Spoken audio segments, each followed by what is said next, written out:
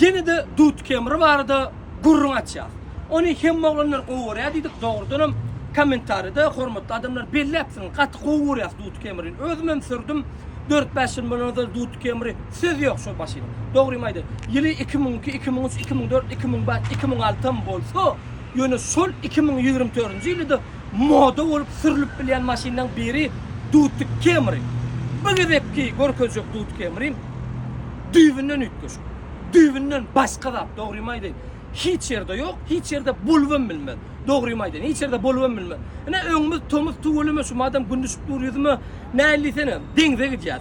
Bu dut kemrini kim berden Aşgabat'tan avada sürüyorum var biliyorsunuz. Kim yağtan minmen şu dut kemirde denize girip biliyorsunuz. İki taraflı neyle uğrayan? Bıroktu, iki tavşan avlıyor. Hazır bu dut kemirin görkedeyin, hormatly adamlar hökman görün. İki taraflı dut kemiri yürütü sizin için 2025 model Mac.